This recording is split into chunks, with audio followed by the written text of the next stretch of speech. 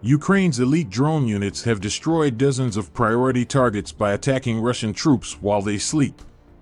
A specialist aerial reconnaissance unit within the army has taken tanks, commando trucks, and vehicles carrying electronic equipment since the invasion began.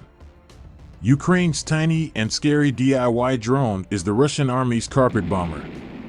Videos that have surfaced online in recent weeks depict locally made R-18 quadcopters carrying as many as 10 Soviet-style RKG-3 grenades. One video also depicts at least 2 Ukrainian unmanned aerial vehicles operating as swarms, dropping multiple grenades on one Russian armored vehicle, apparently destroying it. Extra firepower is sometimes required. An RKG-3 grenade packs about a pound of explosives. A half-pound US-made M430 grenade has about a quarter pound of explosives. Hard hits with either type might penetrate an inch of steel armor. The war in Ukraine has been fought primarily by air, with artillery, rockets, missiles, and drones.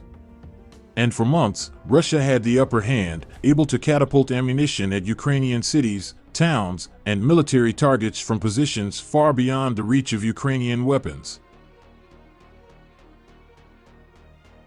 But in recent months, the tide has turned along the front in southern Ukraine. With powerful Western weapons and lethal homemade drones, Ukraine now has an artillery advantage in the region, military commanders and analysts say. Ukraine now has advantages in range and precision-guided rockets and artillery shells, a class of weapons most of which the Russian arsenal lacks. The Ukrainian army issued multi-million-dollar armored vehicles with cheap homemade drones, as well as with more advanced drones and other weapons provided by the United States and its allies. Ukraine's growing advantage in artillery, in stark contrast to fighting across the country during the summer when Russians pounded Ukrainian positions with mortar and artillery fire, has allowed a slow, if costly, advance south towards the strategic port city of Kherson, the only Russian provincial capital. Succeeded in occupying it after carrying out its invasion in February.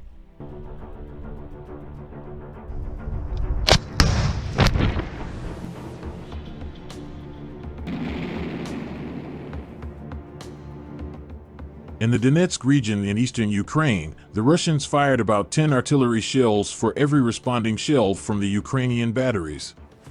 In Kherson now, Ukrainian commanders say the sides fired an equal number of shells, but the Ukrainian attacks were not only farther but more precise because of the rockets and satellite-guided artillery provided by the West. "We can reach them and they cannot reach us," said Major Alexander, commander of an artillery battery on the Kherson front, who, like others interviewed for this article, gave only his first name for security reasons. "They don't have these guns." A few weeks ago we learned that Russia was mobilizing T-62 tanks from its long-term storage facility. Predictably enough, they did not fare well.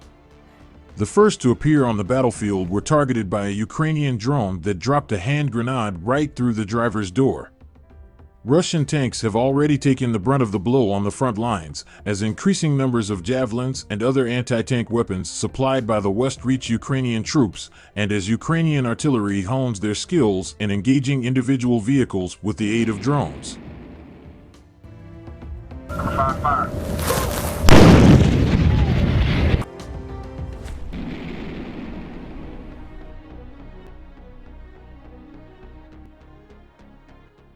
According to the independent list of Oryx analysts, who painstakingly document every confirmed vehicle loss, Russia has now lost at least 836 tanks, out of an estimated 2,800. Those are confirmed losses. There may be many more undocumented.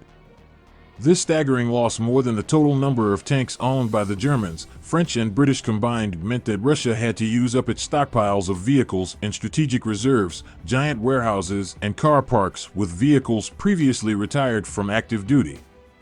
Among the oldest is the T-62, a type first introduced in the 1960s. The latter rolled off the production line in 1973. Analysts speculate that the T-62 will be used to restock training and reserve units so that more modern tanks can be sent to Ukraine to make up for losses.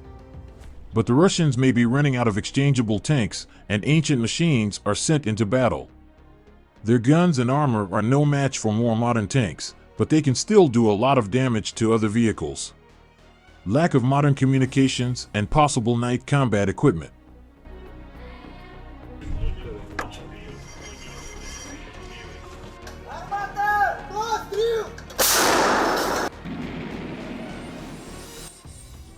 Over the past 6 days, Ukraine's armed forces have broken through the Russian lines in the northeastern corner of the country, swept eastward, and liberated town after town in what had been occupied territory.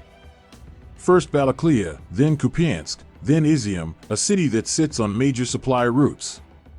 These names won't mean much to a foreign audience, but they are places that have been beyond reach, impossible for Ukrainians to contact for months. Now they have fallen in hours. As I write this, Ukrainian forces are said to be fighting on the outskirts of Donetsk, a city that Russia has occupied since 2014.